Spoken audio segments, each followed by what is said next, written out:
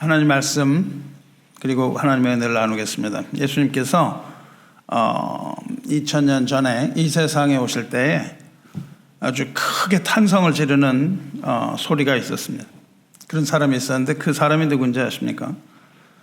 그 예수님 오실 때 크게 탄성을 질렀던 사람의 이름은 엘리사벳입니다. 엘리사벳이라는 이름을 가진 여인이에요. 이 큰 소리를 지른 여인 엘리사벳은 당시의 나이가 아주 많은 여인이었는데 제사장 아론의 자손이었습니다. 그 남편의 이름은 사가랴, 그렇게 잘 알죠. 사가랴 역시 나이가 많은 사람이었는데 그 사람은 제사장이었어요. 그래서 그 성전을 섬기는 제사장들이 많이 있는데 누가 그 성전을 오늘 섬길 것인가 하는 것을 제비를 뽑아서 순서를 정했었습니다.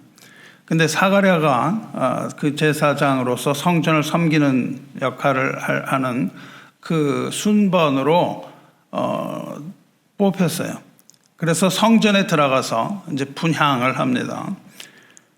제사장이 성전으로 들어가서 분향을 하고 제사를 드리는 준비를 하면 백성들은 밖에서 기도하면서 기다리게 되어 있습니다. 그러니까는 제사장은 성전으로 들어갔고 그 안에 바깥에는 사람들이 많이 운집하여 모여 있는 거예요. 그러니까 아무도 그 성전의 무단으로 출입할 수가 없습니다. 바깥에 많은 사람들이 모여 있기 때문에. 그런데 사가랴가 성전에 들어가서 분향을 하려고 보니까 그 분향단 오른쪽에 한 사람이 서 있는 거예요. 그러니까 이 사가랴가 그 사람을 본 사가랴가 깜짝 놀랍니다. 향단 오른쪽에 서 있던 그 사람은 주의 사자인 천사였습니다. 그 천사는 그 분향을 하려고 하던 사가랴에게 세례 요한이 태어날 것이라고 알려줘요. 그러니까 그 사가랴의 아들로서 세례 요한이 태어나게 되는 거예요. 그리고 그 말대로 사가랴의 부인, 이 늙은 엘리사벳이 세례 요한을 잉태하게 됩니다. 그 이후에 어떤 일이 나타나냐면 천사 가브리엘이 하나님의 보내심을 받아서 갈릴리 나사렛으로 갑니다. 그래서 거기에 있던 처녀 마리아에게로 가요. 그리고 예수님의 탄생에 대하여 마리아에게 고지를 하죠. 마리아여 두려워하지 말라. 내가 하나님께 은혜를 입었느니라. 보라, 내가 잉태하여 아들을 낳으리니 그 이름을 예수라 하라. 이렇게 고지한다고요. 그걸 처음에 믿을 수 없었겠죠. 그렇게 머뭇거리는 마리아에게 천사가 말을 합니다. 대저 하나님의 말씀은 능치 못함이 없느니라. 이렇게 천사는 말하고 마리아는 그 말씀을 믿습니다. 주의 여정이 오니 말씀대로 내게 이루어지리이다. 이렇게 그것을 믿는 믿음의 고백을 합니다. 그 고백이 있은 후에 천사가 떠나갑니다. 그리고 마리아는 이제 사가랴의 집으로 달려가요. 그때 이미 잉태되었다고 보여지죠. 그 예수를 ing태한 마리아가 그 사가랴의 집, 즉 엘리사벳의 집으로 갑니다. 엘리사벳이 마리아가 왔다는 그 이야기를 듣습니다. 그 말을 들었을 때에 엘리사벳도 이미 임신 중이었죠. 그런데 그 복중에 있던 아이가 뛰어놀았다, 그렇게 돼 있어요. 기뻐서 뛰어놀아요. 그때 엘리사벳에게 성령이 임하시고 엘리사벳이 성령의 충만함이 내려요. 이게 누가복음에 나오는데 누가는 성령을 굉장히 강조했다고요. 그래서 누가복음에 성령이 쭉 나오고 그 이후에 사도행전까지 성령의 역사를 계속 기록합니다. 그런데 엘리사벳이 성령의 충만함을 받고 탄성을 질러요. 큰 소리를 질러요. 마리아가 오는 것을 보고 엘리사벳이 큰 소리로 치릅니다. 누가복음 1장 42절에 있습니다. 큰 소리로 불러 이르되 여자 중에 내가 복이 있으며 내 태중의 아이도 복이 있도다. 이렇게 얘기하는데 우리가 보통 스쳐치 나가고 저도 여태까지 많이 스쳐치 나갔었는데 말씀을 묵상을 하면서 발견이 된 거죠. 여기서 큰 소리로 외쳐 이르되, 큰 소리로 불러 이렇게 되어 있는데, 큰 소리라고 번역된 단어가 크라게라는 단어입니다. 크라게. 찾아보면 아주 희귀한 단어입니다. 보통 쓰지 않는 헬라어 단어예요. 신약 성경에 딱 6번 사용됩니다. 그런데 복음서에는 딱 2번밖에 안 써요. 복음서에서 이 단어는 2번밖에 안 씁니다. 여기에 누가복음 1장에 한 번, 예수님이 오시는 여기에 딱 한 번, 그리고 오늘 읽은 마태복음에 딱 한 번 있습니다. 오늘 여러분이 마태복음 어디에 그것이 단어가 어디 나왔는지 좀 보실 수 있어요. 복음서, 예수님에 관한 그 복음서에 2번만 딱 사용됐는데, 공교롭게도 한 번은 예수님이 처음 오실 때에, 그리고 또 한 번은 오늘 읽은 것처럼 예수님의 재림에 관하여 사용이 됩니다. 이것이 우연일까요? 그렇지 않다고 생각합니다. 이 크라우게라는 단어는 소리를 지른다, cry out이라는 의미의 크라조라는 단어에서 파생이 된 단어인데, 그냥 하는 것이 아니라 큰 소리로 탄성을 지르다, 이런 뜻입니다. 그러니까 엘리사벳이 보고 큰 소리로 감격해서 외친 거예요. 감격하고 흥분하여 소리 지름, 그런 겁니다. 6번 중에 2번은 비유로 사용이 많이 되었고, 4번은 리터럴하게 사용이 됐어요. 문자적으로 사용할 때 그냥 소리를 지른다, 그런 뜻입니다. 근데 이것이 비유 등에 사용될 때는 아주 감정이 격하게 실려서 큰 소리를 지르다, 이런 뜻이라고 사전에 나왔습니다. 뿐만 아니라 그 용례를 보면요, 특히 주의를 기울이라는 외침입니다. 보라라는 뜻이에요.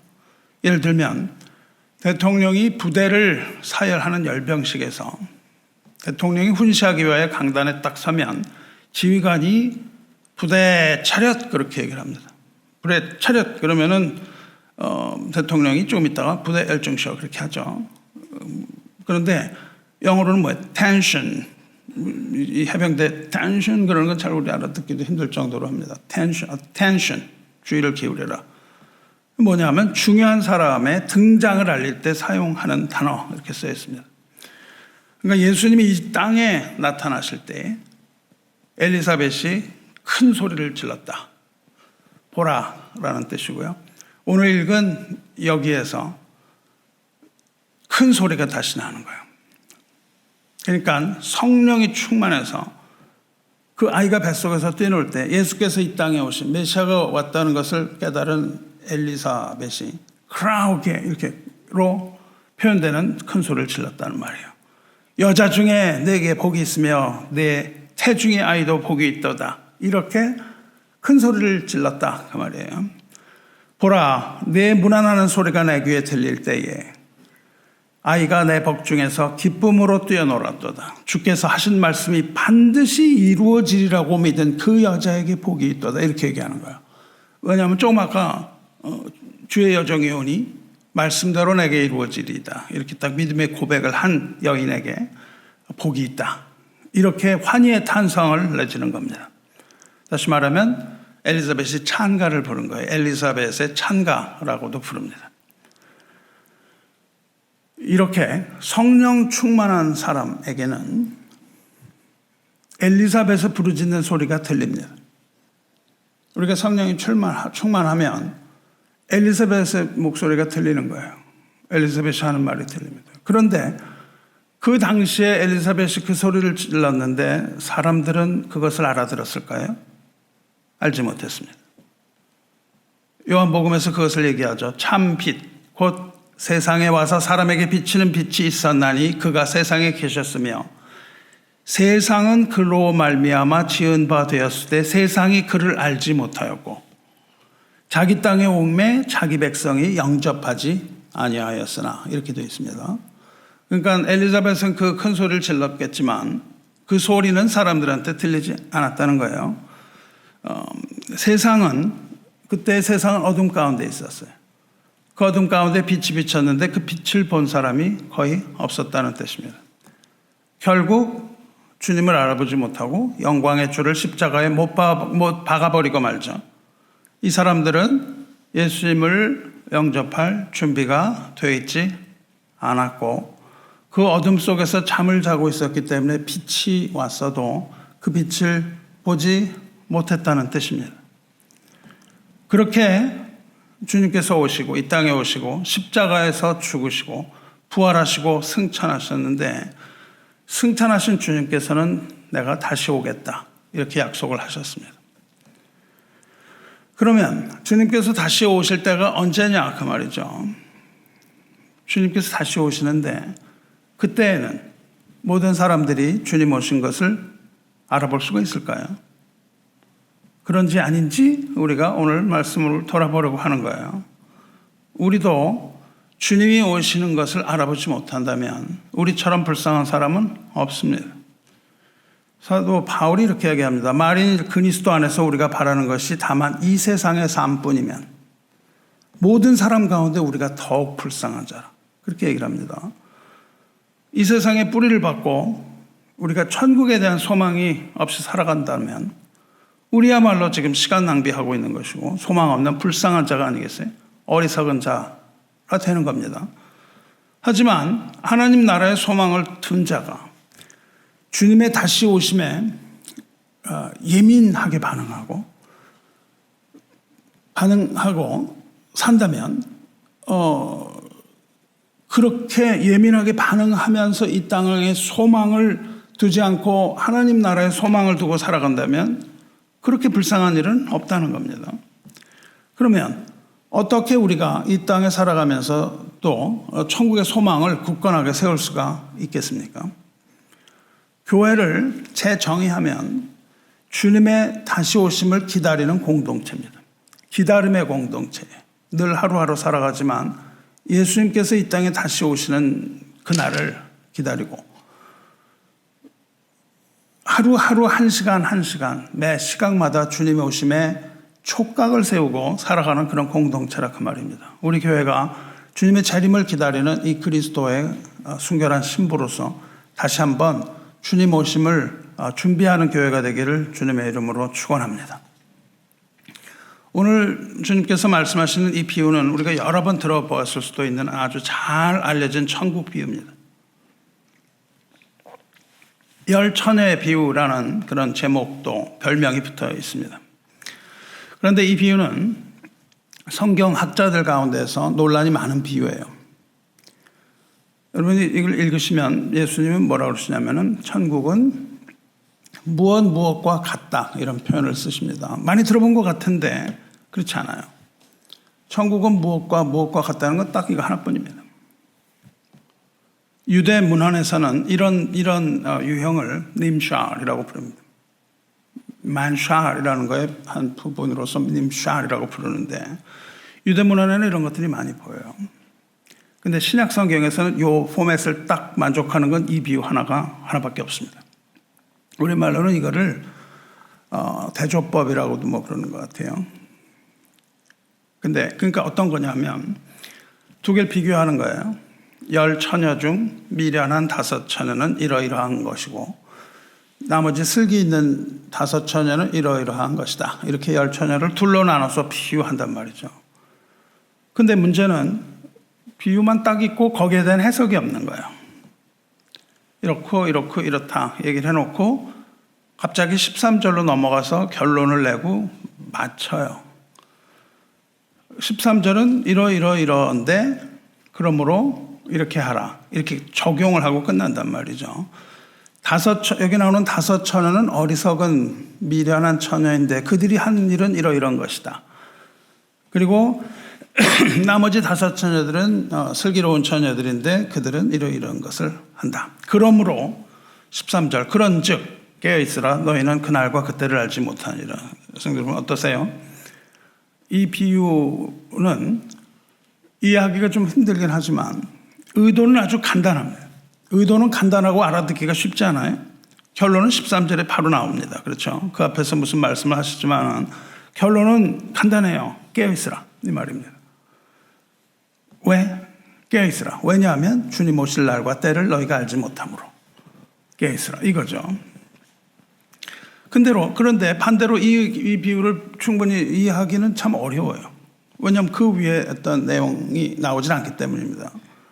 5 처녀는 왜 미련한가요? 등만 준비했어요.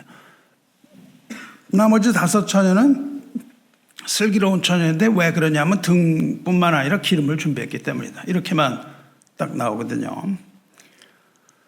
그러니까 이 핵심은 뭐냐 하면은 예수님이 다시 오실 텐데 그 날과 시를 알 수 없으니 준비하고 기다리라, 이런 말씀이에요.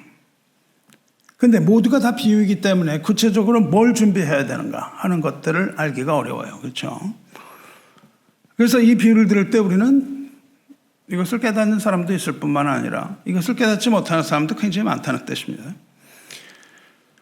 자, 그래서 이 비유를 좀 이해를 해보려고 하는 거죠. 이 비유를 이야기하기 위해서 우리는 먼저 신랑이 누구인지를 알아야 됩니다.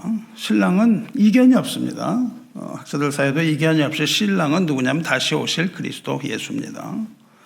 계시록에 있는 것처럼 마지막 날 어린 양으로 나타나시는 예수 그리스도, 그리고 예수 그리스도의 혼인잔치, 이거죠. 이 비유 역시 어린 양 예수께서 혼인잔치를 위하여 세상에 다시 오신다, 그 뜻입니다. 뭐 다 이해를 하죠. 그럼 열처녀는 누구냐고요? 열처녀는 우리가 항상 예수님의 비유나 바울의 뭐 어떤 것이나 다 구약에 근거를 하고 있어요. 그래서 구약을 잘 이해를 해야 되죠. 열이라고 하는 수는 우리가 완전수를 얘기하는데 그것은 모임이 되기 위한 최소한의 숫자입니다. 그러니까 유대인들 여기 가시면은 시나고그, 회당이 있죠. 회당을 만들기 위해서 최소 정족수가 있어요. 그게 뭐냐면 10명입니다. 그러니까 10명이 되어야 공동체가 생겨나요. 우리는 개척할 때 그런 생각 없이 하죠. 2사람만 있어도 되고, 목사 혼자서 벽에다 대고 설교하기도 합니다. 근데 공동체가 공동체가 되기 위해 10명을 말한단 말이죠. 그런데 여기서, 신랑이 예수님이기 때문에 열처녀는 뭐예요? 이 세상의 모든 교회를 다 말한다고 할 수 있습니다. 모든 교회가 열처녀라고 말할 수 있어요. 다시 말하면 믿는다고 말하는 외형적인 모든 그리스도인이라고 말할 수 있습니다. 그런데 10처녀 중에서 기름을 준비한 슬기로운 5 처녀는 혼인잔치에 들어가고 준비하지 못한 나머지 미련한 5 처녀는 혼인잔치에 들어가지 못한다, 그 뜻이잖아요. 예수님께서 다른 곳에서, 또 성경의 다른 곳에서 혼인잔치는 무엇을 말합니까? 혼인잔치는 구원을 말합니다. 어린 양의 혼인잔치는 구원을 말하고 있다고요. 놀라운 것은 이 미련한 5 처녀 역시 10처녀 중에 속하 있다고요. 그러니까 5 처녀 역시 교회의 한 구성원들이라는 뜻입니다. 교회의 구성원으로서 신앙생활을 한다는 점이에요. 교회에 등록도 하고 주일마다 꼬박꼬박 출석도 하면서 하는데 기름은 준비하지 않는 사람들과 기름을 준비한 사람들로 나누어져 있다는 거예요. 5은 기름을 준비하지 않았고 5은 기름을 준비했습니다. 그러니까 다시 말하면 예수를 믿는다고 하면서 교회를 다니는 모든 사람이 다 구원을 받는 것은 아니다, 그런 뜻이죠. 교회를 다니지만 구원은 모든 사람에게 이루어지는 것이 아니라는 거예요. 이 지상의 교회, 이 가시적인 이 교회는 불완전한 교회입니다. 완전한 교회가 아니에요. 여기에는 알곡과 가라지가 섞여 있다고 예수님께서 말씀하신 적도 있습니다. 알곡과 가라지가 믿는 사람은 알곡이고 믿지 않는 사람은 가라지가 아니고 한 밭에, 즉 교회라는 한 터에 믿는 사람과 믿지 않는 사람이 함께 있다는 거예요. 그래서 교회는 이처럼 불완전한 교회인데 이렇게 불완전한 교회는 일시적인 거라는 겁니다. 이렇게 일시적인 것이고 주님이 오시는 날 모든 것이 확연하게 드러나고 갈라질 것이다. 이것이 예수님이 말씀하신 천국 비유의 거의 모든 겁니다. 거의 모든 거가 이거를 얘기하고 계세요. 그러니까 거기에서 예수님이 말씀하시는 것은 교회에 관한 겁니다. 세상에 관한 것은 그냥 내버려 두셨다, 이렇게 되어 있죠. 그리고 하나님의 관심사는 교회에 있습니다. 예수님께서 다시 올 때 미련한 처녀와 슬기로운 처녀가 구분이 될 것이다, 이 말씀을 하세요. 이것이 열처녀 비유, 오늘 비유에서 우리가 배울 수 있는 것들 중에 하나입니다. 그렇다면 슬기로운 처녀가 준비했던 것은 도대체 무엇이며, 미련한 처녀가 준비하지 않았던 것, 미련한 처녀가 준비했던 최소한의 그것들은 무엇이었는지 우리가 알아봐야 되는 거예요. 그런데 이 위까지 지금 말씀드린 부분에 대해서는 전혀 이견이 없고 아주 이해하기가 쉬운데, 여기서부터는 이견이 생기고 막 갈라지는 거예요. 등은 도대체 무엇을 말하는 것인가? 그리고 기름은 무엇을 말하는 것이냐? 여기에서 의견이 말라집니다. 그래서 교회 역사를 보면 많은 경우 이걸 알레고리식으로, 비유로 해석을 많이 해왔습니다. 이 알레고리라는 것은 성경 해석의 오랜 역사를 가지고 있는데, 이것이 조금 위험한 부분이 있어요. 그래서 이단들이 이것들을 굉장히 많이 사용을 했습니다. 그래서 이단은 알레고리로 이것들을 해석을 해놓고, 우리만이 말하자면은 그 슬기로운 처녀다, 이렇게 해석을 하기 위해서 그렇게 고의적으로 해석을 합니다. 여러분이 이단과 아닌 것을 비교하는 한 가지 기준은, 우리만이 구원받은 자라고 확신하면서 그렇게 비유를 하고 이러면 이거는 거의 대부분이 이단이에요. 그래서 우리들만이 구원받는 이런 식의 논리를 펴는 것들은 아주 우리가 조심해야 됩니다. 특히 이 중에서 기름이 무엇인지에 대해 의견이 분분해요. 이 교회는, 세상의 교회는 아주 많은 서클들이 있습니다. 그룹들이 있어요. 많은 주장을 하는, 각각의 주장을 하는 많은 교회들이 있다고요. 그 중에 행위 구원을 주장하는 그런 교회들이 있습니다. 행위 구원은 여기서 준비하지 않았던 것, 이 기름을 뭐라고 해석을 하냐면 선한 행위, 이렇게 해요. 그러니까 선한 일을 하지 않았기 때문에 천국에 들어가지 못했다, 혹은 착한 행실이라고 주장을 합니다. 그런데 이 주장은 신빙성이 없어요. 왜 이 미련한 처녀들은 기름이 없었을까요? 미련한 처녀들은 기름이 없었나요? 잘 읽으시면 미련한 처녀들도 기름을 가지고 있었어요. 왜냐하면 등이 있기 때문에 등 속에 기름이 있었다고요. 근데 잘 읽으시면 슬기로운 처녀는 이 등뿐만 아니라 기름통을 따로 가지고 있었다는 뜻이에요. 기름통을 따로 가지고 있었지만 둘 다 기름은 있었어요, 등잔에. 미련한 처녀들은 따로 통에 기름을 가지고 있지 않았고, 슬기로운 처녀들은 그 통에 가지고 있었단 말이죠. 그래서 이게 타버린 거예요. 기름이 떨어진 거예요. 기다리는데 신랑이 늦게 오니까 더디 오므로 기름이 떨어져요. 그래서 기름을 좀 나눠달라고 하는 이야기가 나옵니다. 그러면 그 기름이 선한 행위라고 하면은 선한 행위를 하다 떨어진 거예요. 선한 걸 조금 하려고 그러다가 떨어졌어요. 왜 떨어졌죠? 얼마 없으니까 떨어졌단 말이죠. 그런데 신랑이 왔어요. 그러면 책임이 어디냐면 신랑한테 있습니다. 신랑이 너무 빨리 온 거예요. 나는 선한 행위를 더 하고 싶었어요. 막 하고 싶었는데 신랑이 너무 빨리 와가지고 나는 선한 행위를 할 수 있는 기회조차 없었다, 이 말입니다. 신랑이 늦게 왔기 때문에 선한 일을 충분히 할 수 있는 시간이 없었다, 이런 결론에 다다릅니다. 그렇다면 선한 일을 많이 한 사람은 구원을 받고 선한 일을 많이 하지 못하는 사람은 구원을 받지 못한다는 결론이 나오는 거예요. 그렇기 때문에 우리처럼 은혜를 강조하는 입장에서는 이거는 받아들일 수가 없는 겁니다.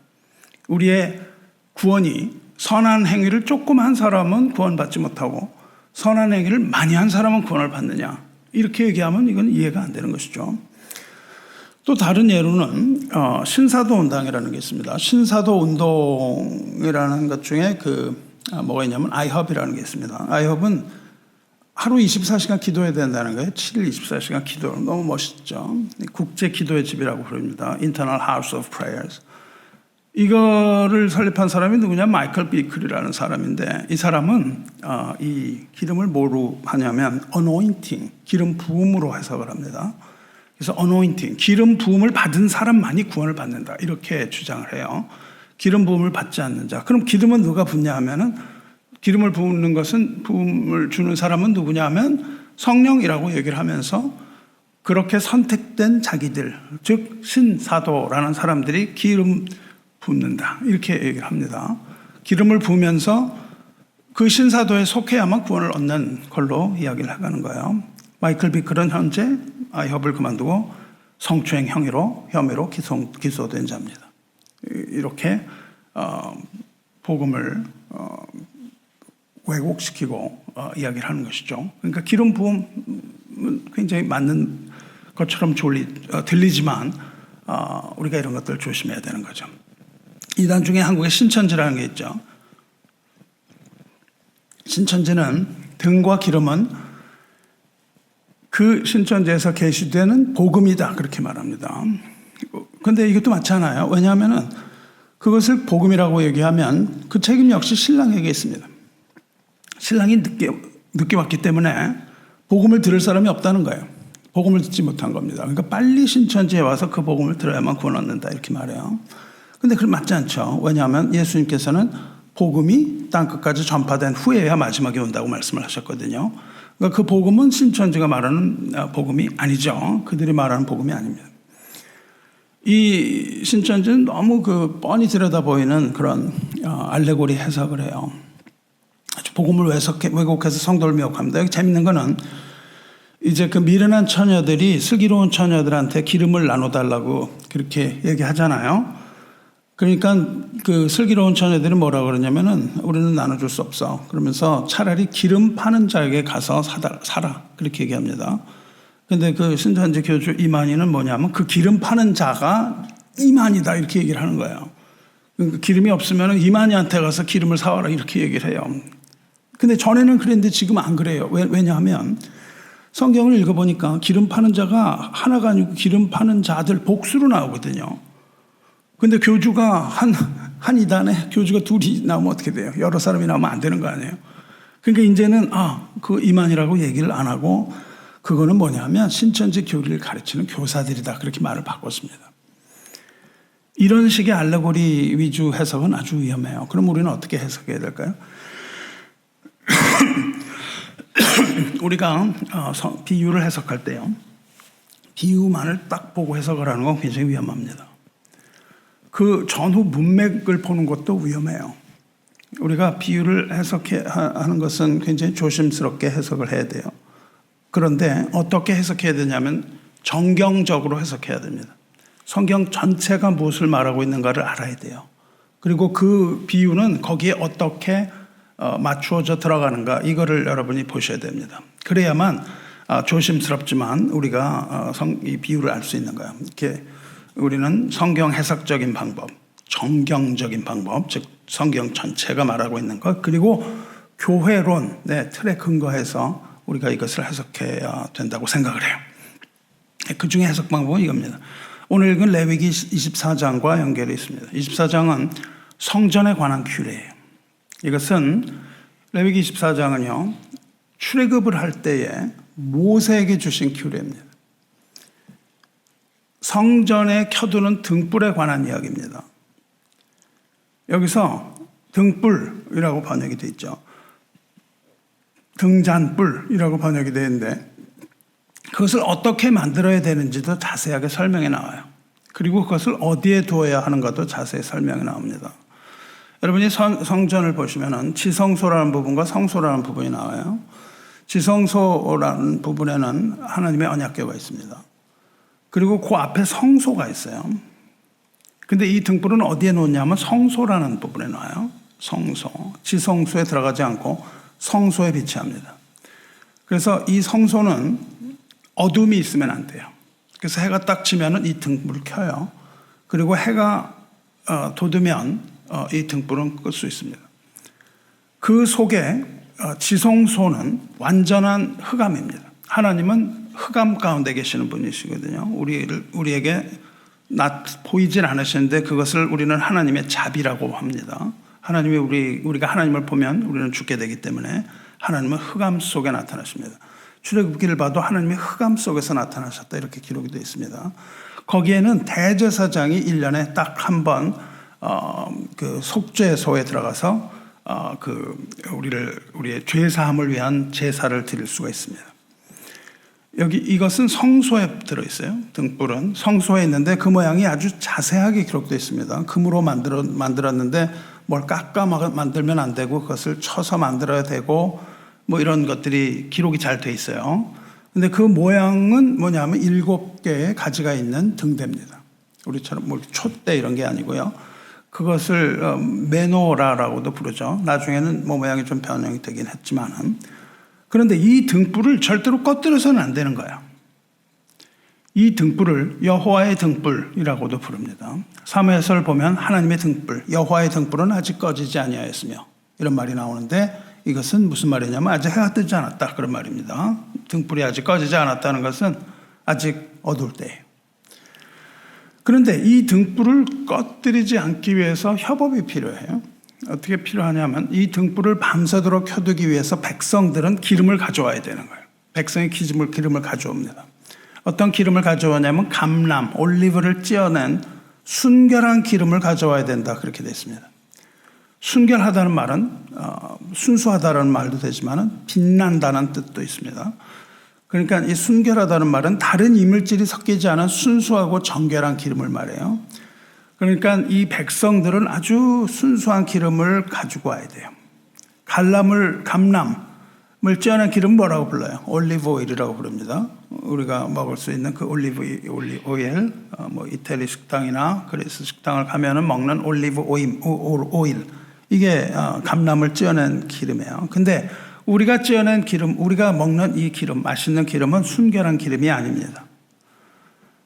아주 노릇노릇하고 맛있는 기름이죠. 이거는 맛이 있지만은 이거는 열매만을 넣은 것이 아니라 거기에 다른 것들을 첨가한 거예요.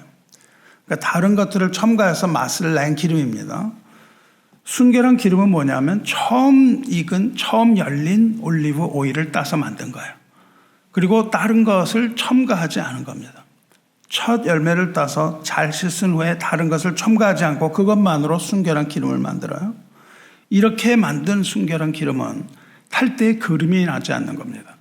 여기에서 그름이 나면 안 되는 거예요. 그래서 그런 기름만을 써서 그을림 내지 않는 순결한 기름을 준비해서 하나님을 만나는 회막, 하나님을 만나는 성전으로 가지고 와야 되는 거예요. 그래서 그거를 제사장한테 줍니다. 그 백성이 순결한 기름을 가져오면 제사장 아론은 회막, 즉 하나님을 만나는 성전, 증거궤 회장 바깥 성소, 제가 말씀 성소에서 저녁부터 아침까지 등불이 꺼지지 않도록 정리하라 그렇게 된 겁니다. 여러분이 오늘 읽으신 것처럼 만일 등잔에 기름이 떨어졌는데도 그걸 놔두면 어떻게 돼요? 그름이 나는 거죠. 그렇죠? 그름이 나는 거예요. 그러면 안 되는 거예요. 그래서 이것이 심지가 잘 타는지 뭐 이런 것들을 보면서 연기 내면서 꺼져버리지 않도록 제사장은 잠을 잠 수가 없는 거죠.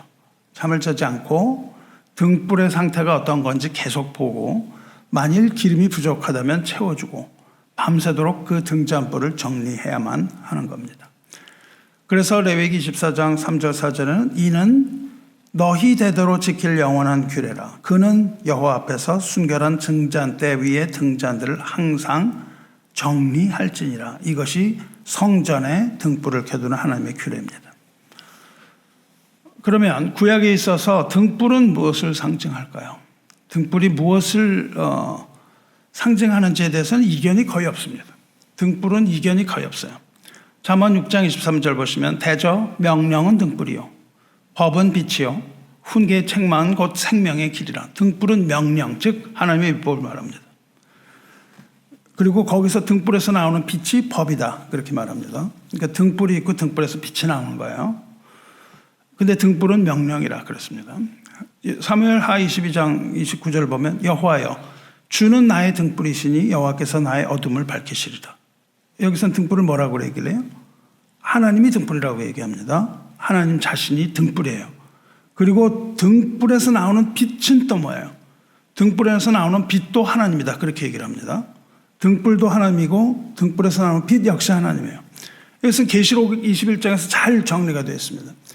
그 하늘에서 내려오는 새 예루살렘이 어떻게 되어 있습니까? 그 성은 해나 달의 비침이 쓸데없으니 이는 하나님의 영광이 비치고 어린 양이 그 등불이 되심이라. 그러니까 우리가 마지막으로 보게 되는 그 새 예루살렘에는 등불이 무엇이 등불이에요? 어린 양이 등불입니다. 그리고 거기서 나오는 빛은 뭡니까? 하나님의 영광이라고 얘기를 해요. 그러니까 하나님이 등불이라고 얘기해요. 시편 119편 105편에 뭐라 그러냐면 주의 말씀은 내 발의 등이요 내 길의 빛이니이다. 등불을 뭐라고 얘기해요? 하나님의 말씀이라고 얘기합니다. 그러면 뭐가 맞는 거예요? 율법이 등불이에요? 하나님이 등불이에요? 아니면은 말씀이 등불이에요? 네, 같은 말입니다. 왜냐하면 종합해 보면요.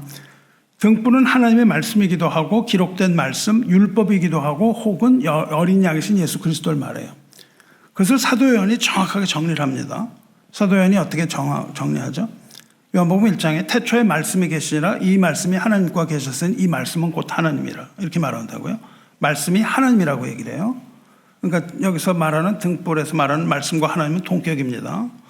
즉 말씀이 곧 하나님이라고 얘기하고 그 안에 생명이 있었으니 이 생명은 사람들의 빛이라 그렇게 말씀하신단 말이죠.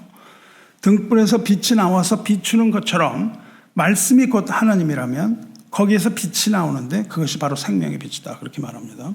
그래서 구약을 보면 하나님이 말씀을 보내셔서 위경에서 우리를 건지시도다 이런 말들이 나오죠. 그 빛이 바로 하나님 자신이며 하나님 아들 어린 양이며 즉 말씀이 육신이 되어 이 땅에 오신 예수 그리스도를 말하는 것이다 이렇게 말할 수 있어요. 그러니까 그것들이 거의 다 뭐 동의어라고 여러분이 보시면 됩니다. 그러니까 이 등이라는 것은 이 슬기로운 처녀들이 준비한 것은 이 등은 하나님의 말씀이기도 하고 또한 예수 그리스도의 계명이기도 하고 또 그리스도 자신이기도 한 거예요. 그것이 등불입니다. 어린 양인 거죠. 그렇다면 슬기로운 처녀가 준비해야 되는 건 뭐예요? 말씀이죠.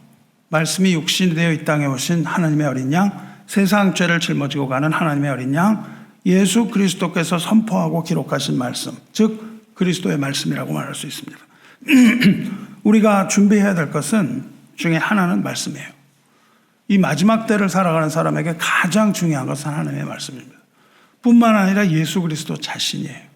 이 교회의 머리이신 예수 그리스도 그리고 그리스도의 말씀, 예수님을 통하여 하나님께서 선포하신 그리스도의 말씀, 이 구약과 신약의 모든 말씀, 그것들이 우리가 마지막 예수님 오시기 전까지 준비해야 되는 것 하나입니다. 그래서 그것은 등입니다. 교회가 준비해야 되는 것은 하나님 말씀이며 교회의 머리신 그리스도 안에서 살아가야 된다 이렇게 결론 내릴 수 있습니다. 이것으로서 등이 무엇인지는 좀 정리가 되는 것 같아요. 교회는 말씀이 있는 곳입니다. 말씀이 없는 곳은 교회가 아니에요. 교회는 말씀이 선포되는 곳입니다. 생명의 말씀이 있는 곳, 주님을 머리로 하는 곳, 그것이 교회예요. 그리고 그것이 마지막 때를 살아가는 교회입니다. 요한복음을 보면 예수님께서 살아있는 떡, 나는 살아있는 떡이다 이렇게 성찬을 말씀하시죠. 그 말씀을 딱 듣고 사람들은 떠납니다. 예수님의 그 설교의 말씀을 듣고 사람들의 반응은 다 떠나요. 말씀이 선포되면 사람들이 떠납니다. 여러분, 아이러니 같고 교양 같지만 말씀이 선포되면 사람들은 떠납니다. 그렇게 예수님께서 떠나는 사람들을 보시고 잡질 않으세요. 왜 가? 이렇게 안 하시고 뭐라 그러시냐면 12 제자들한테 물으십니다. 너희도 가려느냐 물으세요. 그러니까 베드로가 대답을 하죠. 영생의 말씀이 주께 있사오니 우리가 누구에게로 가오리까? 이렇게 대답을 합니다. 그렇습니다. 주님의 말씀에 영생이 있는 거예요. 그리고 우리는 그 말씀을 듣기 위하여 여기에 앉아 있는 겁니다. 주님이 오시기 전에 우리는 영생의 말씀을 들으면서 이 등불을 들고 준비를 해야 되는 거예요. 이것이 예수님 말씀하신 그 비유 중에 하나라고 생각을 합니다. 근데 미련한 5천여는 등불을 준비는 했지만 충분한 기름이 없었어요. 그럼 기름은 뭐예요? 여기에는 굉장히 다양한 의견이 있다고 말씀드렸습니다. 근데 우리는 이 기름을 알레고리 중에 여러 가지 중에 기름을 성령으로 보기도 합니다. 근데 성령으로 볼 때 별 문제가 없다고 봅니다. 성령이 기름을 붓는다고 하는 것을 우리는 여기저기서 찾을 수 있어요. 메시아에게 기름을 부은 것은 성령입니다. 이사야서 61장에 1절 보면 주 여호와의 영이 내게 내리셨으니 이는 여호와께서 내게 기름을 부으사 가난한 자에게 아름다운 소식을 전하게 하려 하심이라. 즉 메시아에게 기름 부음이 있었어요. 그 부으신 것은 여호와의 영입니다. 스가랴 4장을 보시면 더욱 자세히 나옵니다. 등잔대 곁에 있는 두 감람나무가 나오죠. 그 두 감람나무를 보고 스가랴가 그것이 무엇인지 모릅니다. 알아보지 못해요. 감람나무. 그 감람나무가 등잔을 태우는 것이거든요. 등잔을 태우는 기름을 공급하는 것입니다. 두 감람나무가. 그게 뭔지를 몰라서 물으니까 하나님이 이렇게 대답을 하십니다. 만군의 여호와께서 말씀하시되 이는 힘으로 되지 아니하며 능력으로 되지 아니하며 오직 나의 영으로 되느니라 말씀을 하세요. 나의 영, 성령으로 되는 것, 그 등잔이 켜져 있는 것 얘기하십니다. 그러니까 등을 밝히는 감람류 기름을 성령으로 보는 것에도 별 문제는 없습니다. 그런데 기름이 성령이라고 한다면 어떤 문제가 있어요? 성령을 준비해야 되거든요. 그러면 과연 우리가 성령을 준비한다는 게 말이 되냐 이 말입니다. 우리가 무슨 성령을 어떻게 준비해요? 성령은 뭐 우리가 준비할 수 있는 그런 겁니까? 이런 딜레마에 이제 하는 거예요. 일부 은사주의자들은요, 마치 그런 것처럼 얘기를 합니다. 이 은사주의자들은 성령을 불러요. 성령을 부릅니다. 성령이여 오시옵소서 이렇게 한다고요. 성령이 그런 건가요? 우리가 성령이 오시옵소서 그러면 우리가 부르면 성령이 오시고 뭐 그러지 않으면 성령이 오시지 않는 그런 분인가요? 그렇지 않죠. 성령이 오시옵소서 이렇게 말하는 건요, 사실은 어떻게 보면 하나님과 성령을 만홀히 여기는 것과 같습니다. 구원받고 우리가 어떻게 거듭나죠? 성령과 물로서 거듭나는 거예요. 구원받고 거듭난 성도는 성령과 물로서 거듭나는 거라고요. 성령은 우리를 거듭나게 하시는 분이에요. 그리고 우리 안에 내주하시는 분이죠. 그리고 우리를 가르치시고 우리를 변화시켜 가시는 이 충만한 역사를 일으키시는 하나님입니다. 성령이 어디에 있어요? 우리 안에 있다고 말씀을 하신다고요. 우리가 성전이고 성령이 우리 안에 있어요. 근데 우리 안에 있는 성령을 인정하지 않고 뭐 새로운 성령을 어디서 불러요? 성령이 오시옵소서. 이미 우리에게 와 계신 거예요. 성령은. 우리가 믿는 자라면, 구원받은 자라면 이미 우리는 성령과 함께 있는 겁니다. 교회 일치운동이라는 것이 있는데 그 교회 일치운동을 하는 것을 세계교회협의회라고 그럽니다. Ecumenical Movement라고 그러는데 그걸 WCC라고 불러요. World Council of Churches라고 부르는데 이 기관이 우리 한국 장로교를 두동강나게 만든 단체입니다. 1991년에 오스트레일리아의 캔버라라는 곳에서 이 WCC 국제대회가 열렸어요. 그 개막식에 정형경이라는 한국 여자 목사가 흰 소복을 입고 등장을 해요. 개막식에. 그래서 손에 불을 딱 들고 옵니다. 불이 막 이렇게 올라가요. 그리고 하얀 소복 같은 걸 입고 올라와서 영을 부릅니다. 영을 불러 의식을 해요. 모세의 영을 불러요. 하갈의 영을 불러요. 죽은 영혼들을 부릅니다. 그리고 성령을 불러요. 이렇게 했습니다. 오소서 성령이여 만물을 새롭게 하소서. 애굽인 하갈의 영이여 우리 믿음의 조상들인 아브라함과 사라에게 착취당하고 버림받은 검둥이 여성 하갈의 영이 오소서. 우리아의 영이 오소서. 다윗한테 억울하게 죽었잖아요. 다윗에게 그러니까 이건 뭐예요? 굉장히 그 인권 위주. 그러면서 모든 착취당하는 영들, 착취당하고 죽은 영들 다 불러요. 잔다르크의 영을 불러요. 또 히틀러한테 학살당한 유대인도 불러요. 학대당한 모든 영, 죽은 영혼을 부르고 맨 마지막으로 해방자 예수의 영이 오셨 이런다고요. 이것이 천형적인 자유신학의 모습입니다. 무분별한 종교다원주의 모습이에요. 이것을 보고 사람들이 열광을 했다고요. 그래서 장로교의 반쪽은 그걸로 갔습니다. 그리고 나머지 반쪽은 그것을 반대해서 장로교가 둘로 갈라졌다고요. 여러분의 성령은 어떤 성령입니까? 이러한 성령입니까? 여러분이 교회에 와서 두 손을 들고 성령이여 오시옵소서 그러면 오시는 성령이에요?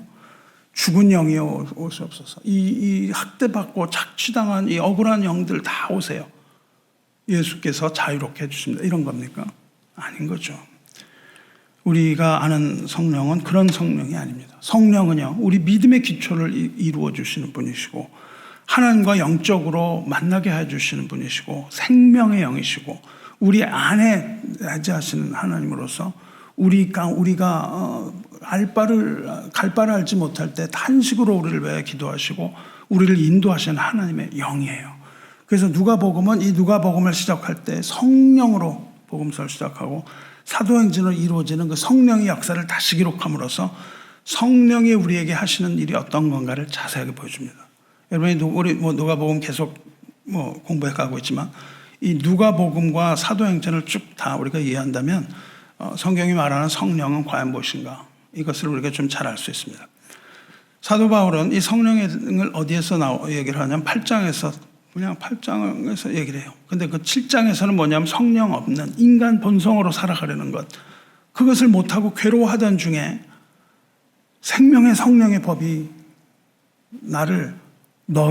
너를이라고 합니다. 정확하게 너를 죄와 사망의 법에서 해방하였다. 이것을 깨닫고 8장은 성령으로 도배를 한다고요. 그러니까 8장은 성령 안에서 사는 삶이고요. 7장은 인간 중심적으로 사는 삶입니다. 그래서 이것이 브레이크트루, 이것을 꿰뚫고 지나가야 돼요. 우리가 7장을 읽고 거기서 좌절하지 않고 8장으로 넘어가면 우리는 성령의 역사를 보는 거예요. 뭐라고 말합니까? 8장에서 그리스도의 영이 없으면 그리스도의 사람이 아니라 우리가 아무리 착한 일을 해도 그리스도의 영이 우리에게 없으면 그리스도의 사람이 아닌 거예요. 무릇 하나님의 영으로 인도함을 받는 사람은 곧 하나님의 아들이라. 우리가 성령으로 인도받지 못한다면 하나님의 아들이라고 할 수 없다는 겁니다. 성령이 친히 우리의 영과 더불어 우리가 하나님의 자녀인 것을 증언하시나니 이런 것들이 성령이 하시는 거예요. 그리고는 성령의 처음 익은 열매와 이렇게 말해요. 성령이 하나님의 영이며 진리의 영이며 그리스도의 영이라는 것을 증명한다고요. 그리고 고린도전서에서 뭘 말합니까? 성령의 은사와 성령의 열매 이거를 아주 알기 쉽게 설명을 해줍니다. 그래서 우리는 이 성경에서 하나님의 영, 성령을 발견하는 거예요. 성령의 역할이 뭐예요? 등불과 성령의 관계는 뭡니까? 오늘 비유를 보면요. 기름은 등이 꺼지지 않고 타게 하는 역할을 하는 거죠. 그것이 기름의 역할입니다. 역할 중에 하나예요. 등불을 하나님의 말씀이라고 볼 때 성령은 뭐예요? 하나님의 말씀이 불타오르게 하는 거예요.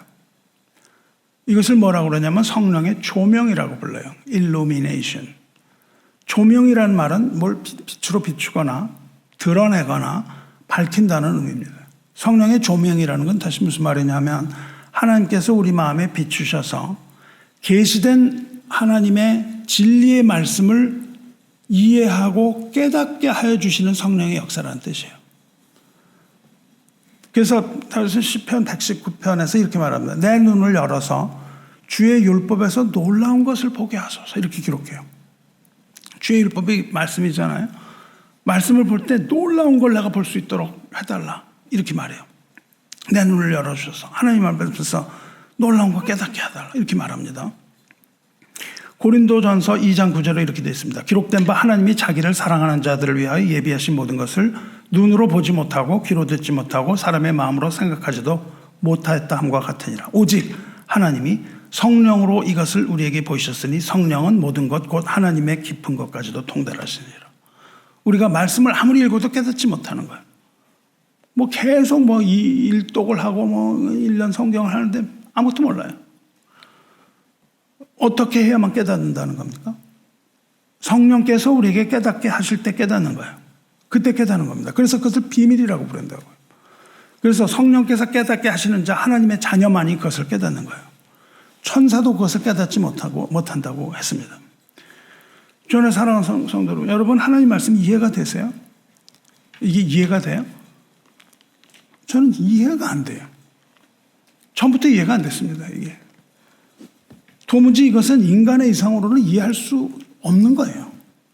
이걸 듣고선 어떻게 우리가 이해를 합니까? 그런데 우리는 도무지 이해하지 못하는 이 말씀을 믿어요. 이상하게. 궤변 같지만 도저히 이해할 수 없는 이 말씀 이거를 우리가 이해하게 되는 거예요. 이해할 수 없는 걸 이해한다는 이런 궤변이 있습니다. 어떻게? 오직 하나님이 성령으로 우리에게 보이실 때만 가능한 겁니다.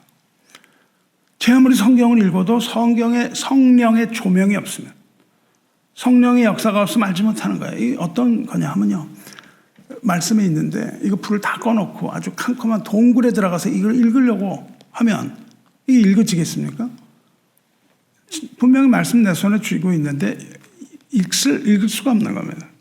책을 읽기 위해서 우리에게 뭐가 필요해요? 조명이 필요해요. 빛이 필요하다 그 말이죠. 성령의 조명이 없다면 우리는 하나님의 말씀을 이해하지 못합니다. 하지만 우리 안에 계신 성령께서 우리의 영의 눈을 뜨게 하시는 거예요. 주의 율법에서 놀라운 것을 보게 하소서. 하나님의 말씀이 성령의 조명이 있을 때 너무 놀랍습니다. 하나님의 말씀을 읽고요. 너무 감격하는 거예요. 아니 하나님 이런 말씀을 저한테 하시다니요. 이렇게 깨닫는 즐거움이 있습니다. 우리가 하나님께서 성령을 우리에게 조명하실 때 영의 세계가 보이는 거예요. 영의 눈을 뜨게 하시면 성령께서 우리에게 영의 눈을 뜨게 하시면 우리는 영의 세계가 보이는 거예요. 하나님의 나라가 보이는 거예요. 하나님의 나라가 우리에게 이미 다가오는 거예요. 우리가 하나님의 말씀을 들으면요. 뭐 죽어서 가는 그 하나님의 뭐 천국 이런 차원을 넘어서 그건 뭐 분명히 우리에게 주어진 분명한 사실인데 하나님의 말씀을 깨달으면 그 천국이 나에게로 다가오는 거예요. 그래서 내가 이미 천국 안으로 들어가는 모습이 되는 겁니다. 이게 누구의 역사예요? 성령의 역사예요. 이것이 성령입니다. 놀라운 거예요. 우리가 뭐 불러서 와서 뭐 우리를 헛된 위로를 주고 그런 것들이 아닙니다. 하나님은 말씀이세요. 말씀이 육신이 되어 이 땅에 오신 주님이 바로 하나님의 아들이죠. 그리고 또 우리에게 보내신 하나님의 영, 그 성령이라고요. 이렇게 아버지와 아들과 성령 이렇게 삼위를 우리는 성삼위 하나님이라고 불러요. 이 세 분이 하나라는 뜻이죠. 아버지 하나님께서는 우리에게 말씀을 보내셨습니다. 그리고 아들은 그 일을 마치고 하나님 보좌에 앉으시고 우리에게 성령을 보내셨다는 거죠. 그래서 지금은 성령의 시대인 것이죠. 하나님은 한 손으로 일을 안 하세요. 하나님은 항상 두 손으로 일을 하십니다. 일하시는 하나님의 한 손은 말씀이에요. 말씀으로 일하신다고요. 그리고 또 한 손은 뭐예요? 성령이라고요. 하나님은 말씀과 성령으로 우리에게 일하세요. 말씀은 누구죠? 아들이라니까요. 성령은 보내신 성령이에요. 하나님이에요. 이 두 손으로 우리에게 말씀을 하시는 거예요. 그래서 성령은 하나님의 말씀을 조명합니다. 그 말씀이 불타오르게 하는 거예요. 그래서 우리로 하여금 말씀 보게 하는 거예요. 성령이 하시는 일 중에 하나는 그 아들의 말씀, 즉 계시의 말씀을 우리에게 깨닫게 하시는 거예요. 성령이 아니고서는 우리는 예수를 알지 못합니다.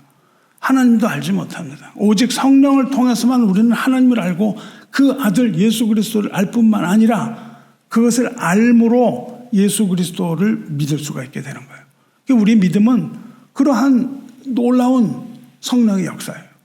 그래서 그것을 성령의 선물이라고 부르는 겁니다. 이 믿음이 하나님의 선물이에요. 오직 성령의 충만함을 입으시기를 바랍니다. 그리하여 그리스도로 아는 지식이 충만하게 되기를 바라요. 그리스도를 아는 지식이 충만함으로써 천국의 소망을 가지시길 바라요. 그리고 하나님의 말씀을 깨닫는 영을 구하셔서 하나님의 말씀이 여러분에게 놀라움을 가져다주고 기쁨을 가져다주게 되길 축원합니다.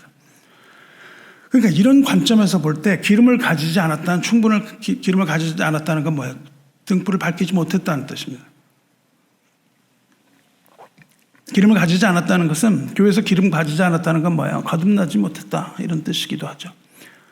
거듭나지도 못하고 성령을 체험해 보지도 못한 신자, 즉 무늬만 크리스찬인 사람으로 볼 수 있는 거예요. 교회는 다니지만 형식적으로 그냥 시계추 왔다 갔다 하듯이 하는 것처럼 이 출석하는 썬데이 크리스찬, 너미널 크리스찬이라고 부릅니다. 뭐 교회도 출석하고 봉사도 하고 선교도 참여하지만 어떤 외면적인 신앙생활만 하는 것, 내면적인 성령을 알지 못하는 것, 이런 것을 기름을 준비하지 못한 처녀다라고 볼 수 있어요. 겉으로는 알지 못합니다. 성령에 사로잡혀서 성령의 인도하심을 받고 믿음과 사랑으로 이 아주 역동적인 신앙생활을 하는 이런 기름을 준비한 자 되시기를 축원합니다. 기름은요, 끊어지면 안 되는 거예요. 끊임없이 continually, 끊임없이 계속해서 공급해야 됩니다. 미련한 성도는 그래서 등잔에만 기름이 있는 거예요. 끊어지는 겁니다. 슬기 있는 처녀들은 기름통에 기름이 충분히 있는 성도예요. 그래서 레위기 말씀에 그것이 끊이지 않도록 계속하여 그렇게 되어 있는 겁니다. 끊어져서는 안 되는 거예요. 기름이 준비하지 않은 성도는 예수님의 씨 뿌리는 비유의 그 돌밭에 뿌려진 씨 비유와 같은 겁니다. 뭐예요? 기름을 처음에 있는 것 같았어요. 근데 말씀을 듣고 기쁨으로 받되 그 속에 뿌리가 없어 잠시 견디다가 말씀으로 말미암아 환난이나 박해가 일어날 때 곧 넘어지는 자. 뭘 좀 하는 것 같은데 이렇게 하여 예수님을 떠나는 거예요. 기름이 떨어지면 예수님 떠납니다. 내가 받을 은혜가 없는 것 같으면 교회를 떠나는 거죠. 가시밭에 뿌려진 씨는 뭐예요? 세상의 염려와 재물의 유혹이 오면 말씀을 떠난다고 되어 있습니다. 뭐 기름이 좀 있는 것 같은데 풍성한 기름이 없는 거예요. 어떤 사람만이 열매를 맺습니까? 풍성한 기름이 있는 자. 좋은 땅에 뿌려진 씨. 이런 사람만이 열매를 맺는다고 말씀하시잖아요. 그래서 8, 9절을 보면은 처녀들이 기름을 나눠달라 그래요. 그러나 거절당합니다. 왜냐하면 기름을 서로 나눈다면 10처녀 모두가 결혼 예식 끝날 때까지 쓰기에 부족하기 때문에. 이건 뭘 말합니까? 한 개인의 구원이 다른 타인의 구원에 의해서, 타인의 힘에 의해서 정해질 수 없다는 말씀이죠. 구원은 우리 각자의 몫이에요. 에스겔 14장에 이렇게 말합니다. 인자야, 가령 내가 칼이 그 땅에 임하게 하고 명령하기를 칼아 그 땅에 돌아다니라 하고 내가 사람과 짐승을 거기에서 끊는다 하다. 이게 뭐냐면 심판이 있다는 뜻입니다. 하나님의 심판이 있을 때 비록 비록 노아 이 의인 세 사람이 거기에 있을지라도 나의 삶을 두고 맹세하노니 그들도 자녀는 건지지 못하고 자기만 건지리라. 나 주 여호와의 말이라 말씀하십니다. 의인들이 아무리 의인이 있어도 그들의 의로 구원 얻지 못한다는 거예요. 구원은 오직 내 자신만의 몫입니다. 우리는 영혼을 구원하기 위하여 복음 전하고 노력을 해야죠. 그렇죠? 여러분 노력을 해야 됩니다. 전도와 선교에 애써서 힘 전해야 돼요. 그러나 그 구원은 우리에게 있지 않다는 거예요. 그 구원은 당사자에게 있습니다. 구원은 하나님과 어떤 사람의 1대1의 관계예요. 목사는 사람을 구원할 수 없습니다. 저는 여러분을 구원할 수 없어요. 중보자가 될 수 없습니다. 아무리 제가 안타까워도 할 수 없어요. 한 사람도 나는 구원할 수 없습니다. 다만 여러 사람을 구원하시기를 하나님께 간구하면서 복음을 전할 뿐이에요. 말씀을 준비하는 것도 마찬가지입니다. 이것으로 여러분의 어떤 삶을 내가 변화시킬 수도 없습니다. 다만 말씀을 그냥 가감없이 전할 뿐이에요. 구원은 하나님의 은혜입니다. 하나님의 은혜가 주어지는 구원이에요. 그러면 구원이 하나님께 있고 그렇다면 우리는 왜 복음을 전해야 돼요? 왜냐하면 구원을 주시기로 작정한 사람은 다 믿게 되기 때문입니다. 사도행전을 보세요. 바울과 바나바가 담대하게 전도할 때 그랬어요. 이방인이 듣고 다 기뻐하며 하나님의 말씀을 찬송하며 영생을 주시기로 작정한 자는 다 믿더라. 이 사람들은 복음을 전하는데 하나님이 영생 주기로 작정한 자는 다 믿어요. 그러니까 우리는 누가 이걸 했는지 몰라요. 누가 영생을 받는 사람인지 모르죠. 그렇기 때문에 우리는 모두에게 복음을 전해야 되는 거예요. 그랬을 때 영생을 주기로 작정된 자는 다 믿게 되는 겁니다. 우리는 구원받을 사람 받지 못할 사람 구별 못해요. 하지만 구원받을 사람을 우리가 복음을 전했을 때 그 사람은 그 말을 믿고 듣고 믿게 되는 것을 믿으시기 바라요. 그 우리 노력은 헛되지 않습니다. 복음은 뭐예요? 우리가 전하는 거예요. 그리고 믿음은 하나님의 선물입니다. 그러므로 충성스럽고 기쁜 마음으로 복음을 전해야 되지 않겠어요? 자, 이제 우리 맨 처음에 제가 던졌던 이야기를 연결하고 정리하려고요. 예수님이 이 땅에 오실 때 큰 소리로 탄성을 지른 사람이 있다고 그랬어요. 누구였죠? 사가랴 아내 엘리사벳. 큰 소리를 질렀습니다. 엘리사벳이 성령의 충만함을 받아 큰 소리로 불러 이르되 여자 중에 내가 복이 있으며 내 태중의 아이도 복이 있으다. 엘리사벳은 성령이 충만하여 큰 소리로 찬양합니다. 신랑 되신 예수께서 다시 오실 때 어떤 일이 일어날까요? 신랑이 더디와요. 그렇게 잠을 자고 있을 때 6절 밤중에 소리가 나되 보라 신랑이로다 맞으러 나오라 하며 이렇게 읽으면 안 되는 거예요. 왜 안 되죠? 밤중에 소리가 나되가 여기서 소리가 뭐냐면 아까 말한 엘리사벳이 큰 소리로 외침 바로 그것입니다. 여기 아주 그냥 평범하게 번역이 됐지만 이것은 아주 격앙된 감정으로 attention 하는 그 말이라고 말씀드렸잖아요. 사열하는 장병들에게 부대 차렷하는 그 말을 했단 말이죠. 그러니까 이거는 밤의 정막을 뚫고 아주 큰 소리로 외침이 있었다, 그 뜻이에요. 보라, 신랑이 도다, 맞으러 나오라 하는, 이런, 너무 크게 소리 지르면 여러분 귀가 아플 것 같아가지고 안 하지만은 워낙은 그렇게 읽어야 되는 거예요. 그렇죠? 밤중에 큰 소리가 났다 이거예요. 신랑이 온다, 맞으러 나오라 이랬단 말이죠. 근데 아까 제가 말씀드렸잖아요. 엘리사벳의 외쳤던 큰 소리는 사람들이 다 들었습니까? 아니죠. 세상은 그 소리 듣지 못했잖아요. 백성을, 빛이신 백성, 예수님이 오실 때 백성이 알아보지 못했잖아요. 왜 그랬을까요? 그 소리는 세상 소리에 묻히고 마른 겁니다. 묻히고 마른 거예요. 지금 어떨까요? 밤중에 소리가 나되 보라, 신랑이로라, 맞으러 나오라, 이런 소리가 날 텐데 교회가 그것을 듣고 등과 기름을 준비해서 신랑을 맞으러 갈까요? 그렇지 않다는 겁니다. 다 그렇지는 않는다는 거예요. 5처녀는 그렇게 하고 5처녀는 가지 못한다는 겁니다. 왜 그럴까요? 세상 소리가 너무 시끄럽기 때문이에요. 전에 팔복이라는 영상이 돌아다닌 적이 있어요. 보신 분 있나요? 팔복. 거기에 맨발의 천사라는 부제가 붙은 영상입니다. 최춘선이라는 노인 할아버지 목사님에 관한 다큐예요. 이분이 지방에 유지였는데 그 지방에서 집안의 땅을 밟지 않고는 거길 지나갈 수 없을 정도로 많았대요. 큰 집이었는데 이 아들이었는데 전 재산을 다 팔아서 가난한 자에게 나눠줬던 그런 분인데 통일이 될 때까지 신발 신지 않는 맨발로 복음을 전하는 사람이었어요. 지하철을 돌아다니면서 전도하는 할아버지를 인터뷰했던 겁니다. 얼마나 오랫동안 했냐면 30년 동안 지하철에서 전도를 하고 다녔다고요. 예수 천국을 얘기하고 다녔습니다. 근데 아주 무식해 보이는 거예요. 예수 천국을 외치는데 되게 무식해 보여요. 그러니까 사람들이 막 미친 사람 취급을 하는 겁니다. 근데 그 인터뷰가 뭐 짧은데요. 이 할아버지가 말을 툭툭 던져요. 근데 처음엔 아주 무식한 사람 같아 보입니다. 근데 말을 툭툭 던지는데 엄청난 내공이 있는 말이에요. 말씀이 그냥 막 엄청난, 모르겠어요. 뭐 제 마음에만 그렇게 와닿는지 모르겠는데, 그분의 말이 저는 마음에도 와닿습니다. 사람들은 눈에 미친 모습을 보이니까 막 그러지 말라 그래요. 그리고 직원들이 할아버지를 끌고 나갑니다. 그러니까 할아버지가 나가면서 딱 얘기를 합니다. 할아버지가 저항을 하면서 뭐라고 그래요? 나 바빠요 그래요. 나 바빠요. 예수 천당 나 바빠요 그래요. 나 지금 여기서 이거 해야 되는데 왜 끌고 나가는 얘기입니다. 사람들이 왜 이런 걸 하세요? 그러니까 뭐라 그러냐면 누가 시켜요? 누가 뭐 알려요? 그러면서 뭐라 그러니까 사명은 각자입니다. 이렇게 얘기해요. 사명은 각자래요. 이게 내가 받은 사명이라는 거죠. 하나님께서. 또 인터뷰하면서 그럽니까? 힘들지 않으세요? 그렇게 하는 거니까 딱 뭐라 그러냐면 예수는 나의 힘이요. 아멘. 그렇게 얘기를 합니다. 뭐 한마디가 되게 짧은데 그 마음에 있는 거예요.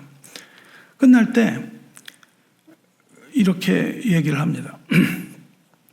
말세 세상에 내가 다시 올 때 세상에 내가 믿는 자를 보겠느냐 이렇게 얘기를 해요. 그러면서 그 말을 하면서 한마디를 툭 던집니다. 뭐라고 그러냐면 진리는 고독해도 날로 더욱 담대합니다. 이렇게 얘기를 하는 거예요. 고독한 거죠, 할아버지. 진리는 고독해도 날로 더욱 담대합니다.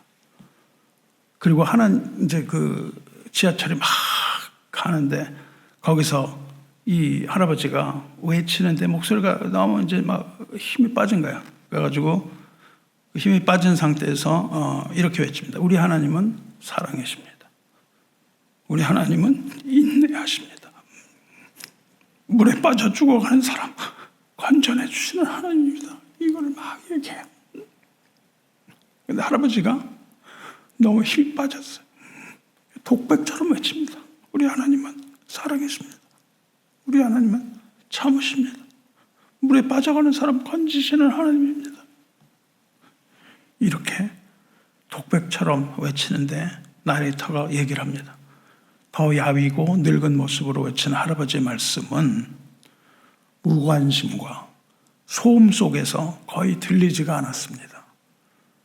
이 목사님은 계속 외쳐요. 할아버지는 외치지만 지하철의 소음이 너무 큰 거예요.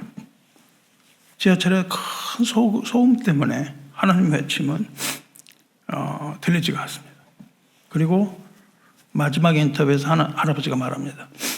충성은 열매 가운데 하나죠. 그렇게 말합니다. 그 후에는 다시는 할아버지를 만나지 못합니다.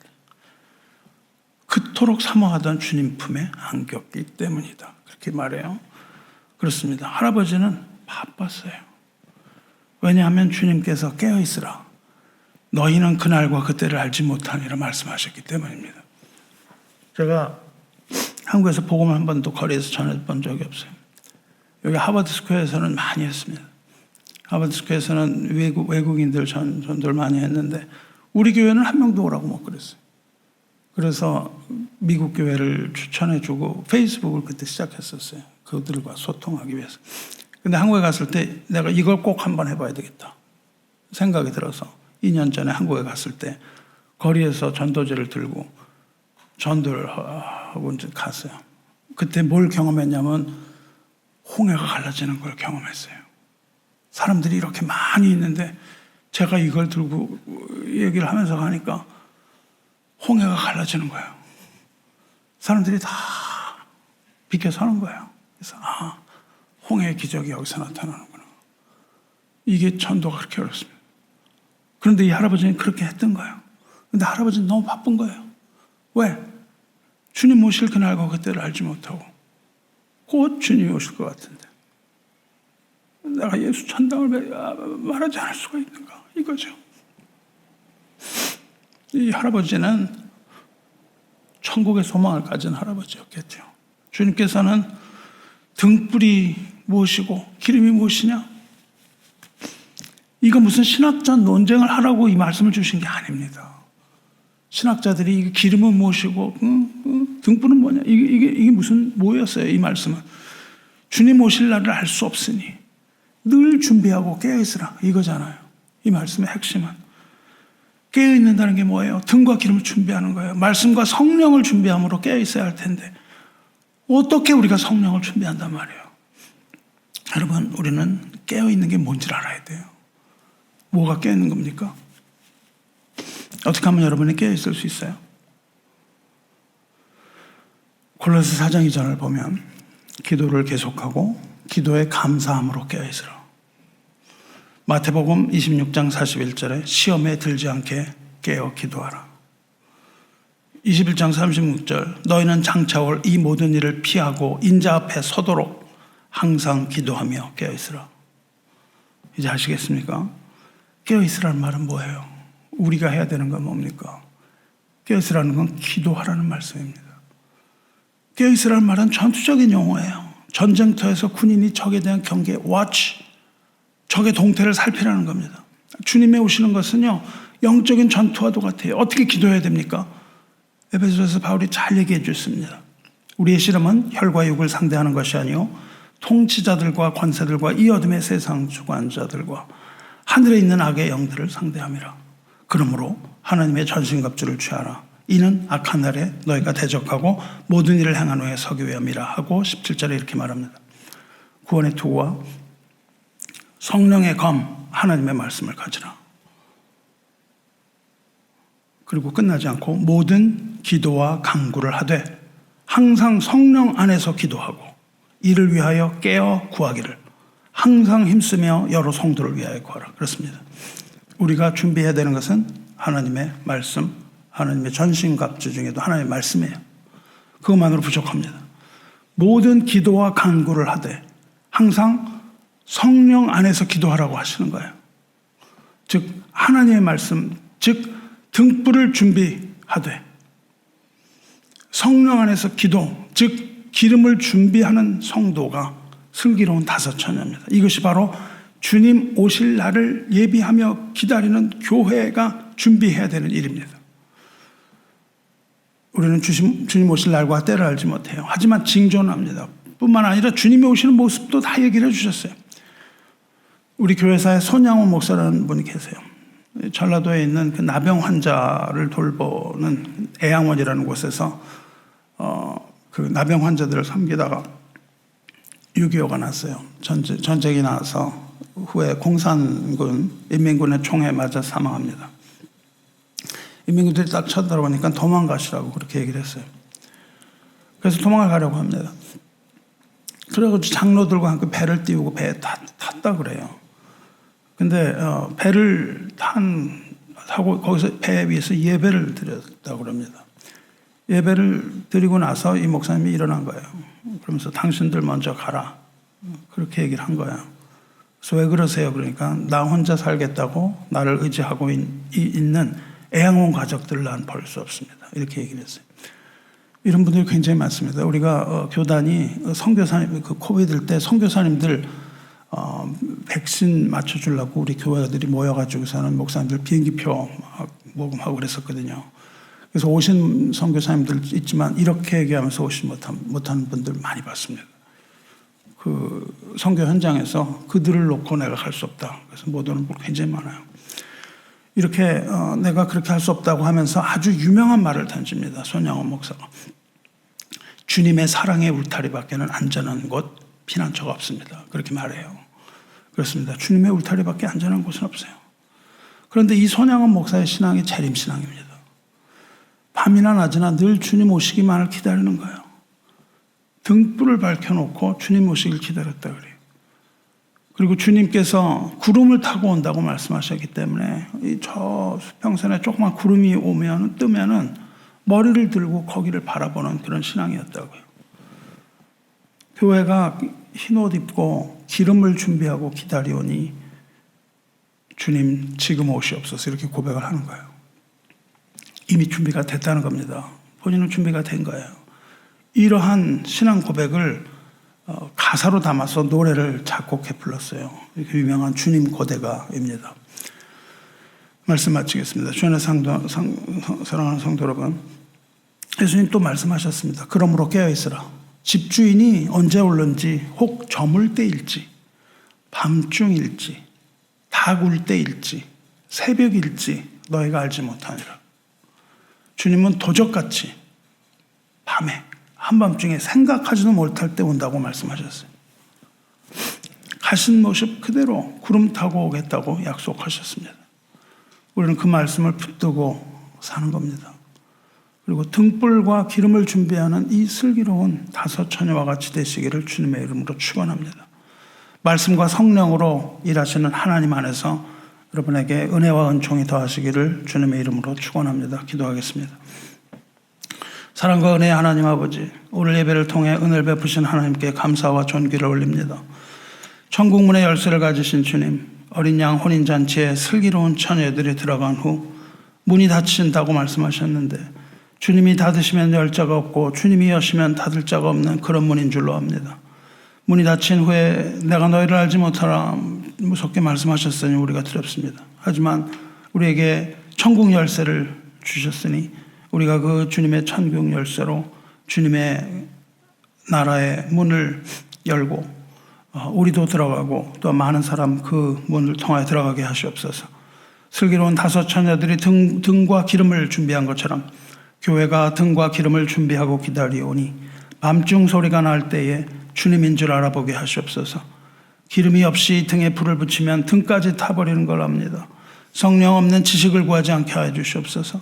공허한 말을 되풀이하며 성령의 인도하심을 받지 않음도 두렵사오니 말씀과 성령으로 인도하여 주시옵소서. 성령의 인도함을 받는 자는 하나님의 자녀라 하셨고 성령께서 증언하신다 하셨사오니 하나님의 자녀로서 복음에 합당한 삶을 살 수 있도록 도와주시옵소서. 주님을 기다리는 우리 형제 자매를 불쌍히 여기셔서 속히 오시옵소서. 마라나타 주여 오시옵소서. 아멘.